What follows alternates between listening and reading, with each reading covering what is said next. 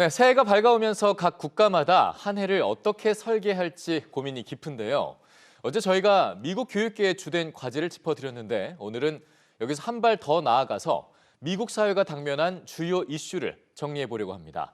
글로벌 뉴스 브리핑에서 자세히 살펴봅니다. 자, 길겸 기자, 안녕하세요. 안녕하세요. 네, 자 지금 미국 사회가 가장 당면한 주목하는 이슈 어떤 게 있습니까? 네, CNN은 최근 새해 이 미국 사회가 주시하고 있는 세 가지 이슈를 정리해서 보도했는데요. 먼저 오미크론의 확산입니다. 이 오미크론 변종의 빠른 확산이 미국 내 기업은 물론 이 교통과 응급 시스템까지 마비시키고 있는데요. 이 브라운대 공중보건대학의 메간 레니 박사는 CNN과의 인터뷰에서 이 앞으로 한 달 정도는 이 미국의 경제가 꽁꽁 얼어붙을 것이다라면서 이 오미크론 대유행을 예고했습니다. 예. 반면에 일부 전문가들은 이달 말쯤에는 이 오미크론이 유행의 정점을 지날지도 모른다면서 이 조심스럽게 낙관론을 제기하기도 했는데요. 이번 겨울이 적어도 작년보단 괜찮은 겨울이 될 거라면서 극도로 불안해할 필요는 없다고 조언했습니다. 네, 이 오미크론을 계기로 코로나가 종식이 될 수도 있다라는 여론도 있는 만큼 저희가 좀 잘 따라가 볼 필요가 있을 것 같고요. 자, 이 밖에 또 중간 선거 올해 또 치러지지 않겠습니까?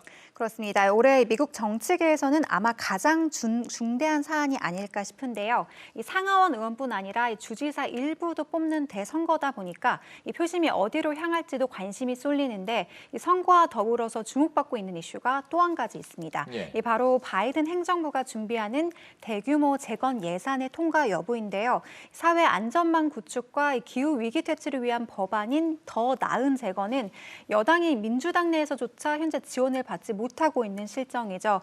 최근 당내 투표에서 근소한 차로 이 과반을 겨우 넘겼기 때문에 향후 투표에서 민주당 의원이 한 명이라도 이탈하게 되면 이 법안을 통과시키긴 어려운 상황이라고 합니다. 예. 그 밖에도 지난해 1월 발생한 사건이죠. 이 미국 보수단체 지지자들의 의회 습격 사건에 대한 수사도 주요 이슈로 떠오르고 있는데요. 네. 외신에 따르면 지지부진하던 수사가 올해는 급무살을 탄 전망이라고 합니다.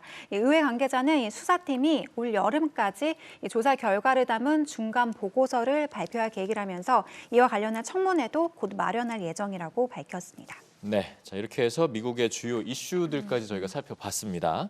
그런데 오미크론 소식이 하나 좀 더 있습니다. 살펴보면 기존 델타에 비해서는 분명히 치명률은 낮다고 했는데 지금 면역 결핍자들은 좀 주의를 기울여야 될 것 같아요. 오히려 독이 될 수도 있다고요. 그렇습니다. 존스 홉킨스대 연구진 등에 따르면 이 면역력이 떨어진 사람이 오미크론에 감염이 되면 이 중증으로 진행될 가능성이 더 높고 이 백신의 흡수율도 일반인들에 비해서 낮아서 훨씬 더 위험할 수 있다는 겁니다. 네. 이 연구진은 보통 암 환자들이나 만성 질환자 또 이 자가 면역 장애를 가진 이들이 여기에 속한다며 이런 높은 위험도에 노출된 사람만 현재까지 확인된 바로 전 세계에서 700만 명에 달한다고 설명했습니다.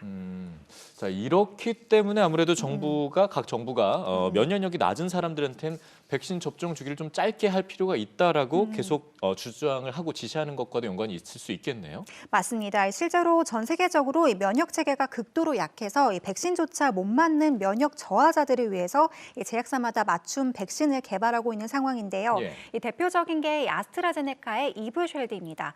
하지만 전문가들은 이 백신이 이런 면역 저하자들이 모두 접종하기에는 이 정부 보급량 면에서 적다고 지적을 하고 있는데요.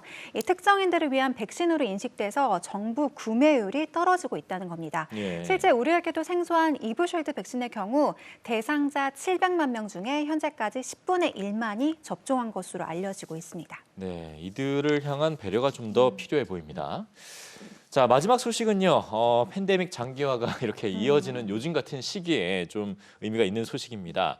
세계 최고령자의 한 할머니가 새해로 이제 첫 생일을 맞으면서 전 세계인들의 지구촌 인구들의 축하를 받았다고요? 그렇습니다. 1903년생의 다나카 칸에 올해로 119세를 맞은 그녀가 새해 첫 생일을 맞아서 전 세계에서 화제를 모으고 있는데요. 예. 이 다나카 할머니는 지난 일요일이었죠. 이 다나카의 중손주는 자신의 트위터 계정에 할머니의 119세 생일 축하글과 함께 사진을 올리기도 했는데요. 이 다나카 할머니는 지난 2019년이었죠. 116세일 때 이미 세계 최고령자로 기네스북에 오르기도 했습니다. 네. 이 두 번의 세계 대전과 1918년 스페인 독감을 겪으면서 이 수많은 역사적 사건들을 지나온 다나카 할머니, 이 코로나라는 역경도 거뜬히 이겨내길 함께 기원해 보겠습니다. 네, 다나카 할머니와 함께 지구촌의 모든 사람들도 함께 코로나를 잘 이겨낼 수 있기를 기원합니다. 자, 오늘 소식 잘 들었습니다. 고맙습니다.